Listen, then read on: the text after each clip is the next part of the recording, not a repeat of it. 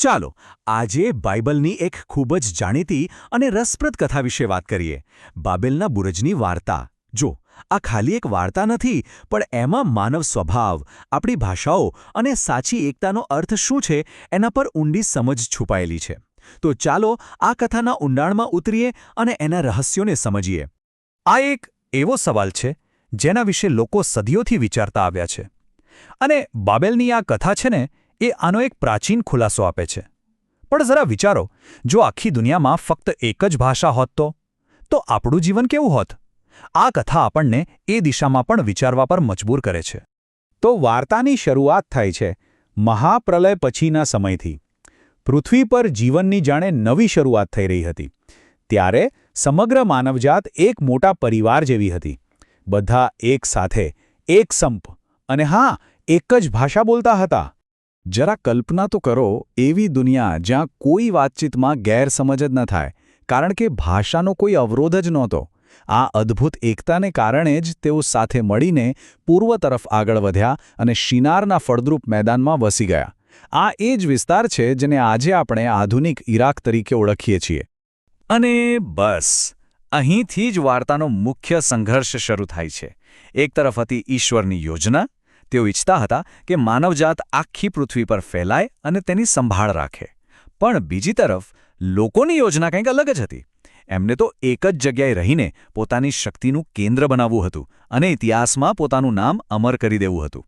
લોકોની આજે એક જગ્યાએ રહેવાની ઈચ્છા હતી ને, એ હવે એક વિરાટ મહત્વાકાંક્ષામાં ફેરવાઈ ગઈ. અને આ મહત્વાકાંક્ષા ખાલી ધરતી સુધી સીમિત નહોતી. ના, એ તો આકાશને આંબવા માંગતી હતી. પોતાની તાકાતનું એક એવું પ્રતીક બનાવવા માંગતી હતી જે દુનિયાભરમાં દેખાય. એમના પોતાના શબ્દો જ એમના ઈરાદાને એકદમ સ્પષ્ટ કરી દે છે. એમનું ધ્યેય શું હતું? પ્રસિદ્ધિ મેળવવી અને ઈશ્વરના ફેલાવવાના આદેશનો સીધો વિરોધ કરવો.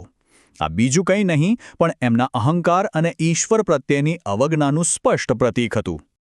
તો આટલા મોટા બાંધકામ પાછળ 3 મુખ્ય કારણો હતા. પહેલું, પોતાનું ગૌરવ અને અહંકાર. બીજું, ઈશ્વરની યોજનાની સામે બળવો. અને ત્રીજું, પોતાની ટેકનોલોજી પર આંધળો વિશ્વાસ. એમને એમ હતું કે ઈંટો અને ડામરના ઉપયોગથી તેઓ કંઈ પણ કરી શકે છે. આ એમના આત્મનિર્ભરતાના ઘમંડને દર્શાવે છે. જ્યારે માણસનો અહંકાર આકાશને આંબવા લાગ્યો અને એમની મહત્વાકાંક્ષાએ બધી હદ વટાવી દીધી, ત્યારે ઈશ્વરે પોતે હસ્તક્ષેપ કરવાનું નક્કી કર્યું. અને આ જ વાર્તાનો સૌથી નિર્ણાયક વળાંક છે. ઈશ્વરની દૃષ્ટિએ આ એકતા માનવજાતને પ્રગતિ તરફ નહીં પણ અહંકારના પતન તરફ લઈ જઈ રહી હતી. એક જ ભાષા હોવાને કારણે એમની ખોટી મહત્વાકાંક્ષાઓને કોઈ રોકનાર નહોતું. એમને પોતાની શક્તિ પર વધુ પડતો વિશ્વાસ આવવા લાગ્યો હતો. અને પછી જે થયું એણે બધું જ બદલી નાખ્યું. ઈશ્વરનો હસ્તક્ષેપ એકદમ સીધો, નિર્ણાયક હતો અને એની અસર તરત જ થઈ. આ એ ઘટના હતી જેણે માનવ ઇતિહાસની દિશાને હંમેશ માટે બદલી નાખી.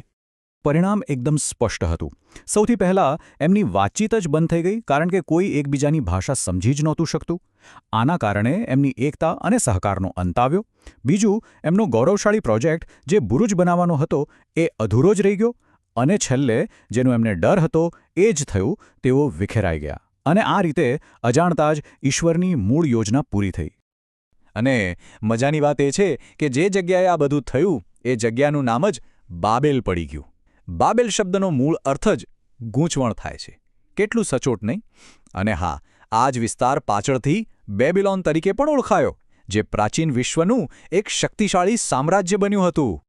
ચાલો હવે આ વાર્તાના ઉપર છેલ્લા સ્વરૂપથી થોડું ઊંડાણમાં જઈએ અને એનો સાચો અર્થ સમજીએ. આ વાર્તા આપણને માનવ સ્વભાવ અને ઈશ્વરની યોજના વિશે ઘણું બધું શીખવે છે. આ આપણને સવાલ પૂછે છે કે આપણી મહત્વાકાંક્ષાઓ આપણને કઈ દિશામાં લઈ જઈ રહી છે. આ કથામાંથી 4 મુખ્ય સત્યો સામે આવે છે. પહેલું, અહંકાર હંમેશા પતન તરફ જ દોરી જાય છે.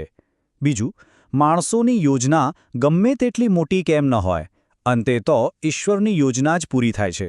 ત્રીજું, ક્યારેક જે વસ્તુ આપણને વિખેરાવ જેવી લાગે છે એ પણ એક મોટી યોજનાનો જ ભાગ હોઈ શકે છે. અને ચોથું અને સૌથી અગત્યનું, સાચી એકતા બાહ્ય સમાનતાથી નથી આવતી, પણ એક સારા અને સાચા ઉદ્દેશ્ય સાથે જોડાવાથી આવે છે. આ કથામાંથી મળતા આધ્યાત્મિક પાઠ આપણા રોજિંદા જીવનને પણ સ્પર્શે છે. તે શીખવે છે કે અહંકાર આપણને ઈશ્વરથી અને એકબીજાથી દૂર કરે છે. જ્યારે આપણે સાચો માર્ગ છોડીએ છીએ ત્યારે આપણા જીવનમાં પણ ગૂંચવણ અને અશાંતિ આવે છે. તે યાદ અપાવે છે કે ઇતિહાસ માત્ર ઘટનાઓનો સંગ્રહ નથી અને મુશ્કેલ સમયમાં પણ કોઈ ઉચ્ચ ઉદ્દેશ્ય કામ કરતો હોઈ શકે છે. અને અંતે આ હજારો વર્ષ જૂની વાર્તા આપણને આજના સમય માટે એક ખૂબ જ શક્તિશાળી પ્રશ્ન પૂછે છે. આજે આપણે ટેકનોલોજી, સોશિયલ મીડિયા અને આર્થિક સફળતાના નવા બુર્જ બનાવી રહ્યા છીએ. પણ શું આ બુર્જ આપણને સાચા અર્થમાં એકબીજા સાથે જોડી રહ્યા છે કે પછી તે આપણને એકલતા અને અહંકારના નવા શિખરો તરફ લઈ જઈ રહ્યા છીએ?